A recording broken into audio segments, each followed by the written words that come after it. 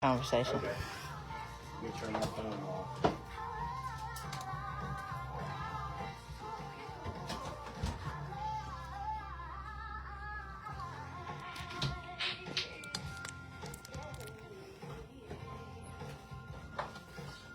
And your headphones are there. Oh, get it in the mic when you talk. Well, welcome back to Angela Easley's Rock and Blues Roots Review on Radio Free Nashville. Happy Tuesday, everybody. We hope you're having a great time, and we're moving right along in the spring, and it is just about Easter time. Hippity-hoppity, Easter's on its way. We hope you're ready for Peter Cottontail. That's his name, right? Well, anyway, I'm excited about spring. I don't know about you, but I'm so glad the time has changed. It no longer gets dark at 5:30 in the evening, so you can spend some time outside in nature, and that's always good for you. You're listening to WRFM LP Pasco, Tennessee, 103.7 FM, 107.1 FM, Bellevue, Franklin, parts of Brentwood, Fairview, and downtown Nashville. We got a special guest in the studio.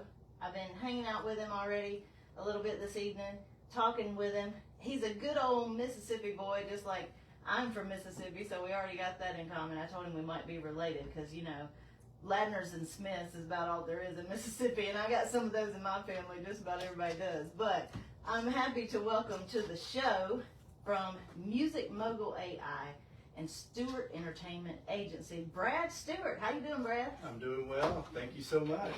Good to have you on the show, and so nice to meet another Mississippian. You know, you're my Mississippi brother now.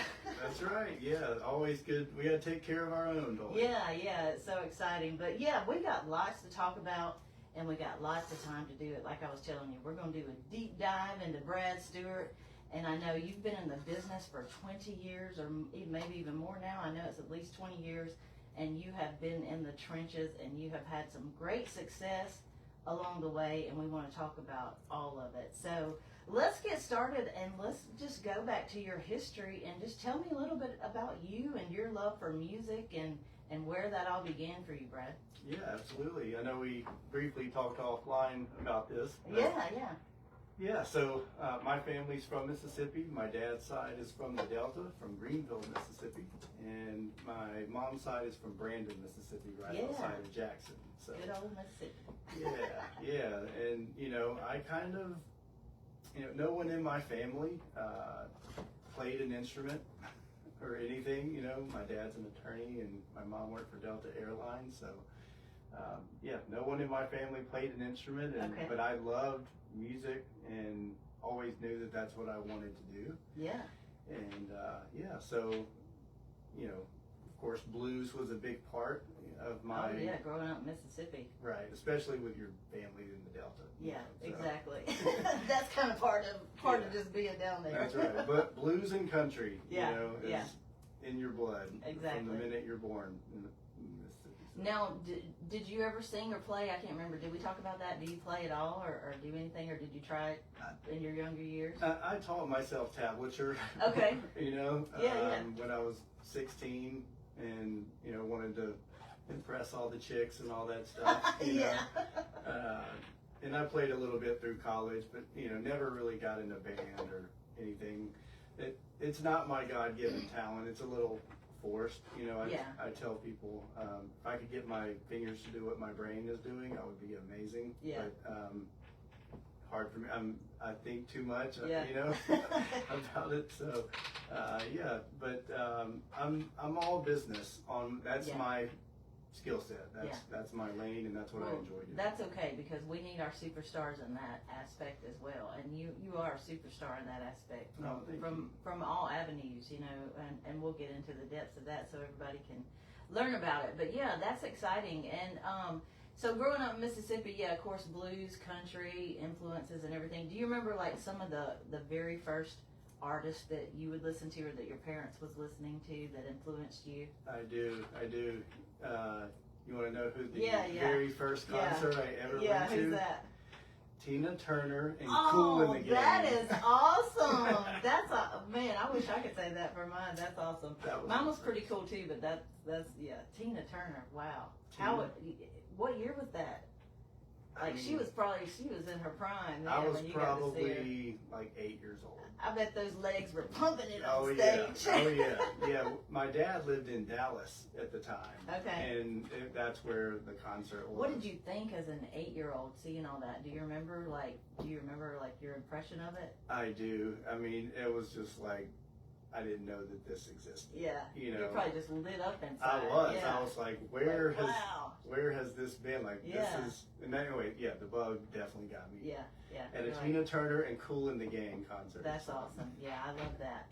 Well, we got lots to talk about. So, tell me, how did you get started? You know, through high school, through college, and I know you went to USM. What did you study there?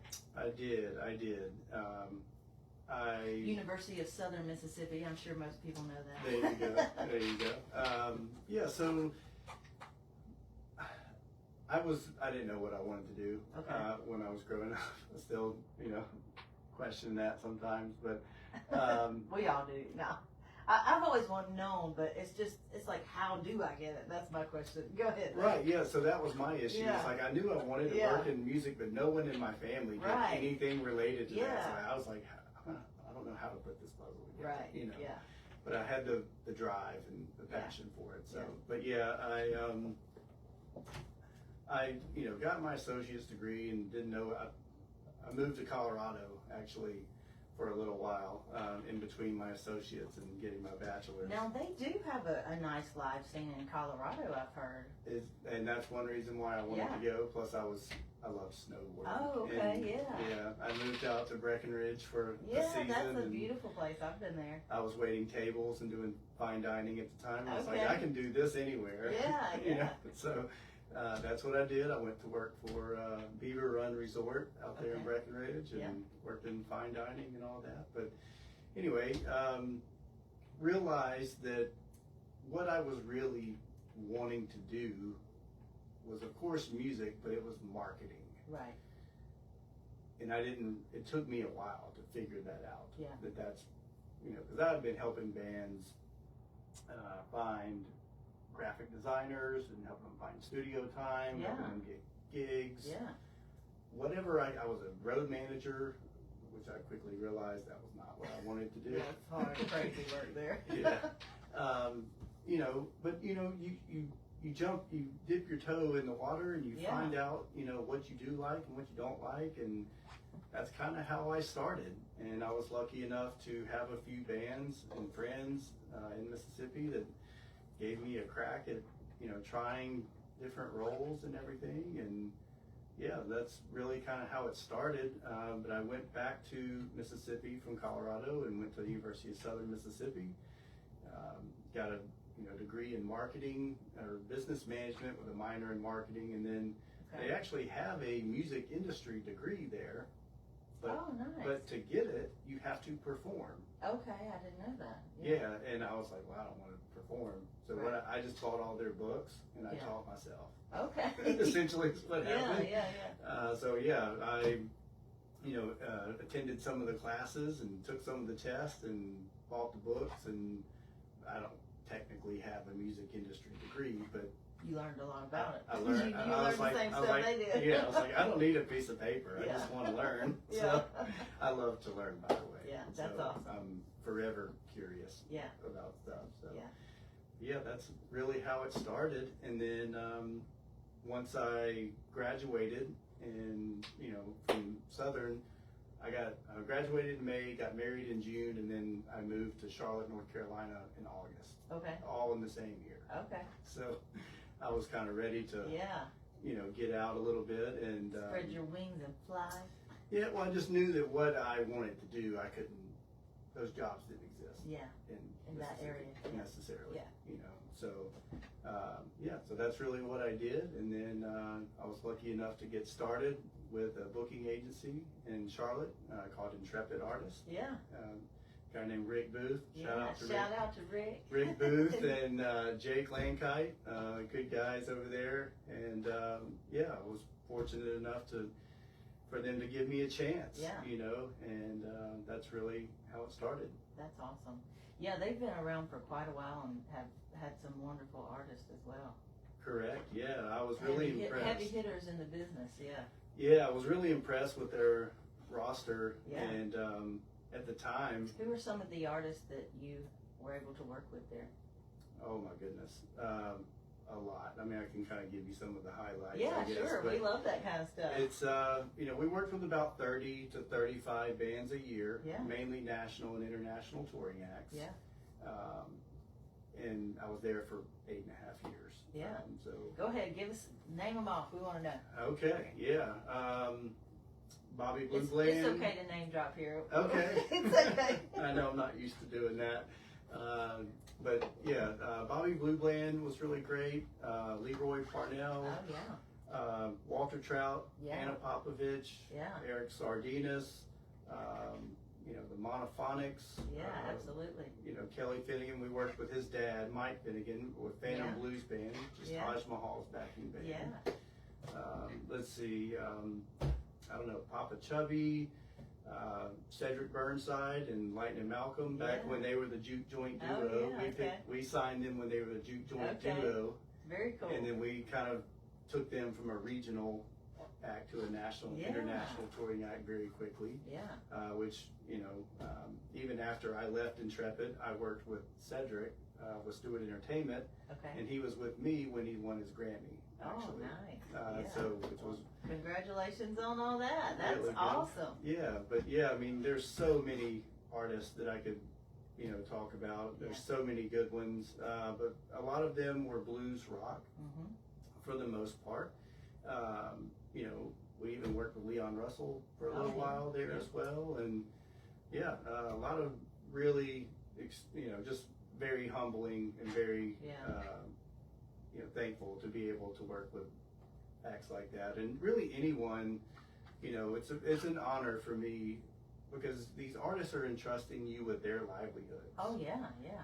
It's huge responsibility. It really is, and I take that very seriously. Yeah. And but that it was a lot, coming straight out of college, doing that. But yeah, there's we mainly worked with a lot of blues rock artists, but we also worked with bands like Simplified, which are more kind of a pop jam. We did a lot of jam bands as well at the same time because we wanted to have that mix. We worked with a lot of Americana, even like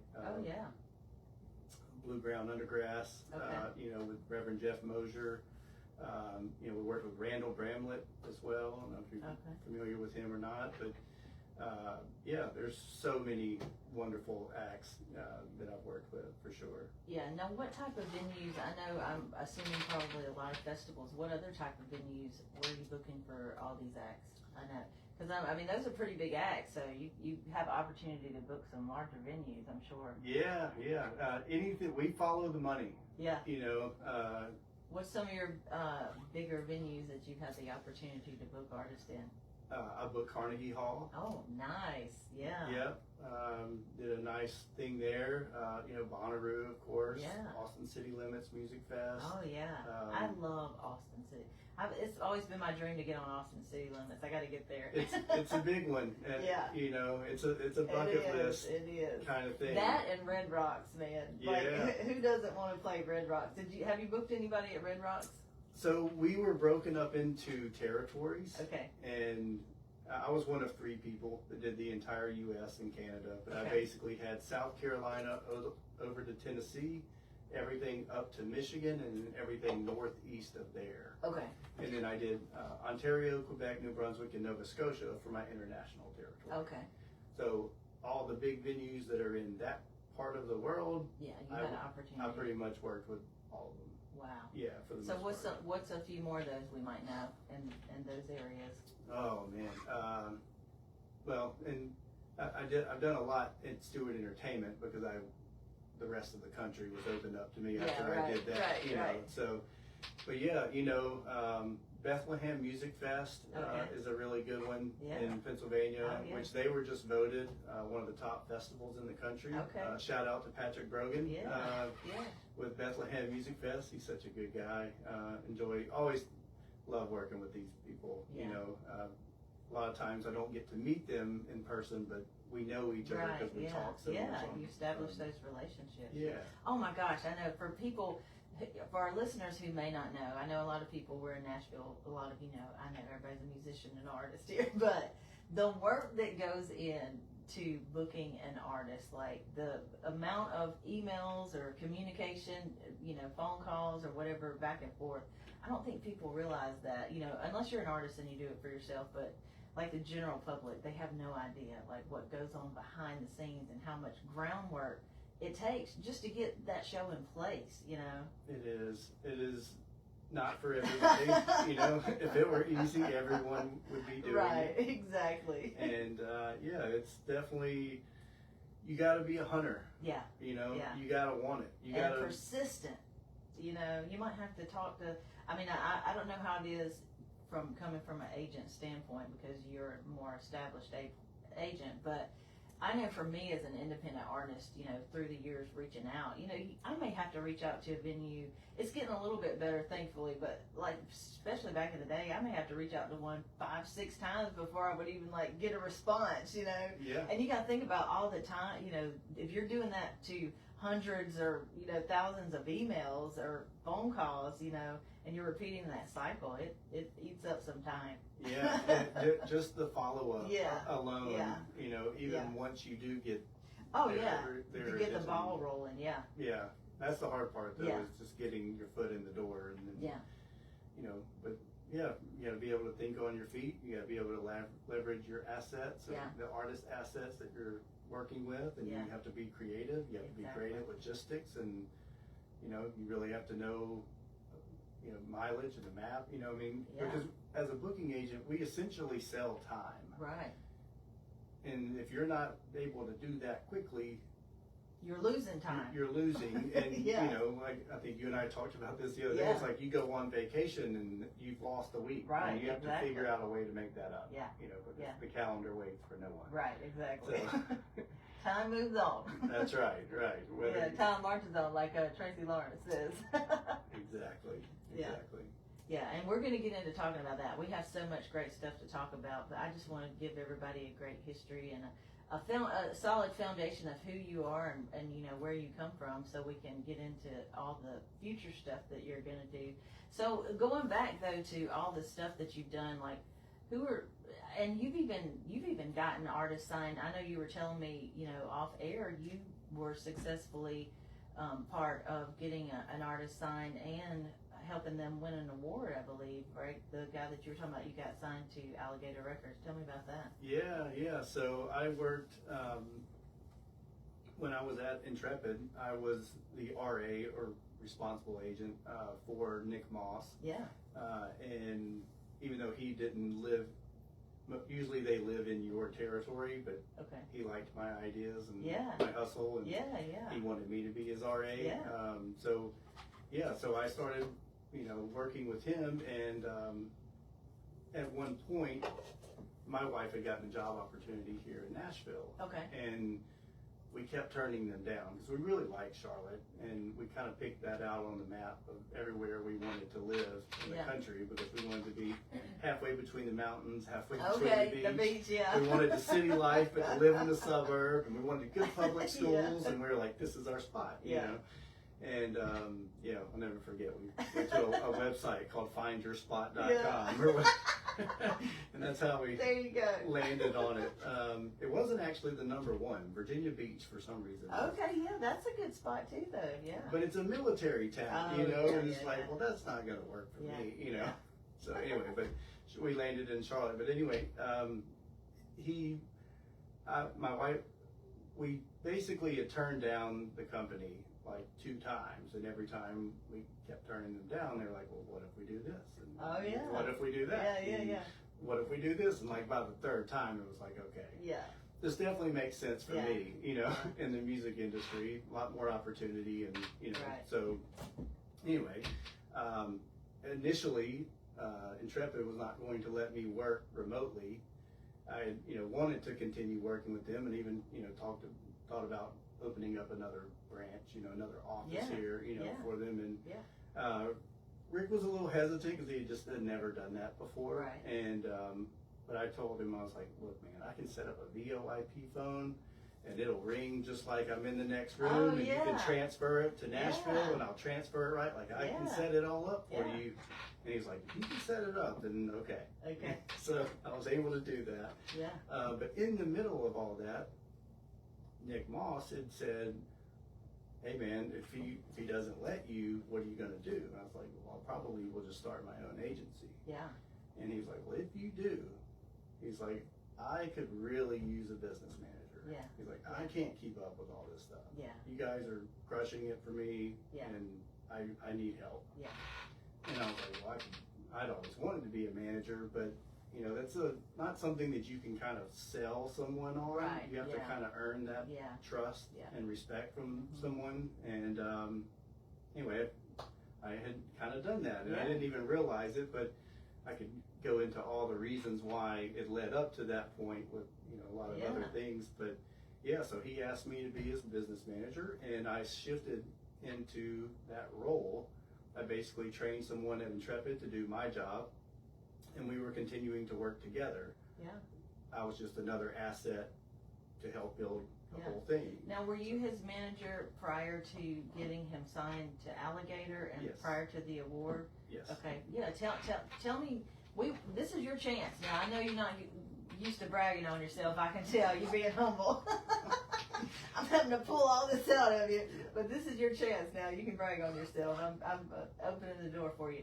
So you took, tell me the process that you went through, because I know he had been nominated for how many awards did you tell me? 32 Blues Music Yeah. Awards. Prior and, to you coming on board. and to had his team. never won one of Yeah. them, And then, which was insane. yeah, and tell me the processes that you helped him grow in. Yeah, so a lot of it has to do with positioning Yeah. and branding, and I was so excited to jump into that management role because I knew I was like, I can triple your income Yeah. in no time. Yeah. You know, like I know the inner workings Yeah. of everything, and I know what buttons to push and what things to do. It was just really clear to me, you know, where the opportunities were. Right, because you had already been working with him as on the agent Right. aspect. Yeah. Yeah. So you knew the inner workings of his whole career there. Yeah. Yeah, so it was a really smooth transition Yeah. for me, and yeah, so you know, it used to be called the W.C. Handy Awards back in the day. Okay, Before it was the Blues Music Awards. Yeah. And you know, a lot of people don't know, but that was the highest accolade you could receive as a blues artist, Right. because the Grammy Foundation no longer recognized yeah. them for what they do now. Yeah. Right. Now. Again, but there was a period where that was it. Mm-hmm. That was the penultimate Right. accolade you could get. Yeah. And you know, it was really weird that he had 32 nominations. That is a lot. I know. You That know? is. And I don't know if I've ever heard of that with anybody, but that is a lot. yeah, I mean, and we're talking, you know, for B.B. King Entertainer of the Year, Yeah. Band of the Year, Album Yeah. of the Year, Song of the Year, I mean, all the big ones. Yeah. And he had just never won any of them. And I'm not really sure, you know, maybe it was politics, you know, or Right. whatever, Yeah. but I think a lot of it had to do with positioning and branding. Yeah. And that's what that's a pretty simple Yeah. thing to change. How did you help him shift in that? What are some things that you helped him do or do for him? Well, so right when this was all going on, Michael Ledbetter had started joining the band. I don't know if for those who don't know, that is the great grandson of Leadbelly. Right. Yes. And he had joined Nick Moss, Yeah. you know, Yeah. a famous Chicago blues. Yeah. You know, so it's like a match made in heaven. Yeah. Killer vocals, super nice guy, and you know, basically he had just been playing a lot of shuffles and doing straight blues. Okay. And I was like, you know, you're really great at that, and I understand you want to keep that, but we need to reach a younger audience. Mm-hmm. And we need to kind of go into a little bit of a jam band Contemporary kind of world. Yeah. If you're, you know, as managers, you know, Right. Yeah. this is our job, is to look out for your long-term growth. Yeah. And you don't want your fans to be as old as you are. Right. you want them to be younger than Yeah. you, so that when you go to retire, you can kind of ride Yeah, that a you little still bit. got people listening Right. and buying your music. Yeah. And I had to kind It's of. your retirement fund. That's right. I had to kind of explain. Look, man, you've got to start reaching younger people. Yeah. You know, we got to. Anyway, so there was a lot of little things around that. You know, that's positioning and. You know, that's off stage. What are some of the key points, do you think, that you did that made it, other than just the, transitioning in the music itself, what are some of the other key points? Yeah, social media at that time was huge. Okay. And I mean, it still is, Yeah. but his social media presence was not very big. Okay. And How did you grow that? That's a big question. I know a lot of independent, even including myself, like what is the best way to grow social media presence for independent or artists like Nick that you worked with? Yeah, there's so many ways, and I think every artist is different. There's definitely not a silver bullet for it. Yeah. You have to really tap into what that artist is about. It's really about creating a memory Okay. for people. Yeah. People go to shows to feel something. Yeah. They want to unplug from their day job. They want to have a sense of community, and they want to create a memory with their fans. Yeah. Connection. Yeah. And that is what we try to get the artists when we do our consulting and everything. That's what we are a lot of the time. That's what we're tapping into. We're trying to find out who is your tribe. Yeah. And in marketing, it's called experiential marketing. But we want to create an experience around your show. Okay. And it's not only just your show, but it's that's the marketing, is when they're in front of you. Your branding is what happens when they're not in front of you. Okay. And all of that needs to tie together. Yeah. And if it's Package, yes. if it's not, then people sense that it's fake, or it's not, you're not as professional as you appear to be, and all of that. So it's really, it's kind of like when you go buy a car, you buy it for the little things. Yeah. It's the quality of the leather. Yeah. You know what I mean? It's the how quiet the door shuts and all that. Yeah. It's the same thing with the band. Okay. And that's the best way I know to explain it. But it's the devil is in the details. Yeah, exactly. And when you pay attention to those details, things start to add up. Okay. For your brand. You all of a sudden go from a Toyota to a Lexus. Yeah. Same manufacturer. Yeah. It's just a little higher quality of everything. Yeah. So that's the best way I know how to upgrade explain package. it. Right. That's the best way I know how to explain it. But that's awesome.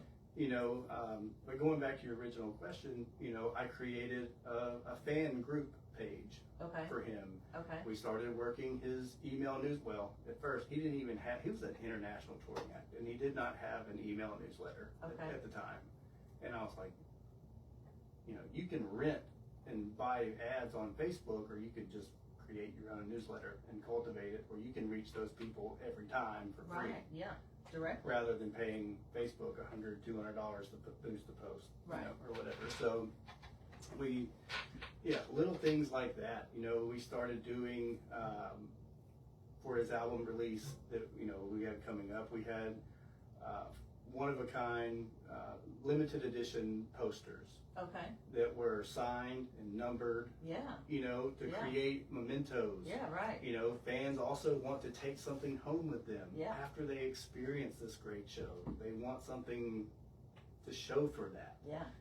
So that's another. It's just a little piece. Yeah, a little detail. Yeah. But if you sign them and you number them, and there's a limited edition of them, then it creates demand, and it creates something unique and special, and doesn't cost you any extra money. Right.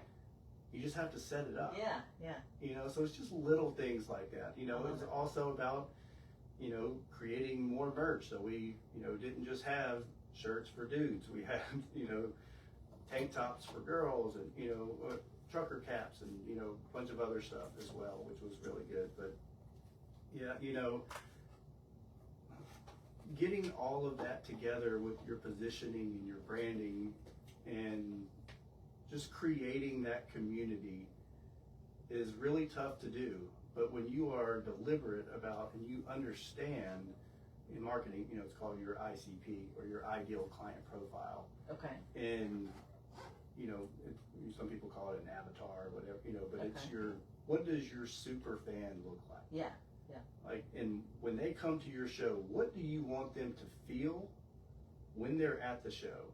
And what do you want them to feel when they leave your show? Yeah, that's great. Two very important questions to answer. And when you have a discussion about that with your bandmates, with your manager, with your agent, you can really start refining and being very specific about what you want to do. Yeah. And, that's why A&R, guys are women that do that, and that's why they have that job. That's their job, is to tell you what songs to play, which ones are going in what order, and it's all about that emotional roller coaster and telling a story.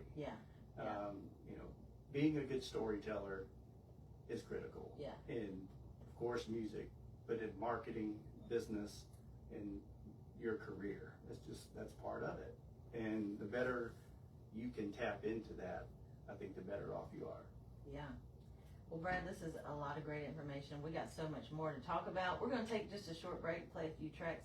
You're listening to WRFM, LP Pasco, Tennessee, 103.7 FM, 107.1 FM, Bellevue, Franklin, parts of Brentwood, and Fairview. I'm your host, Angela Easley. You're listening to the Rock and Blues Roots Review on Radio Free Nashville. We're hanging out with agent, manager, and so much more from Music Mogul AI, Stewart Entertainment Agency, Mr. Brad Stewart. We'll be back more with Brad in just a few minutes. Y'all stick around. All right. Very good, very How was good. that? You're doing great. Okay. You're doing great. Okay, pause this for a little bit.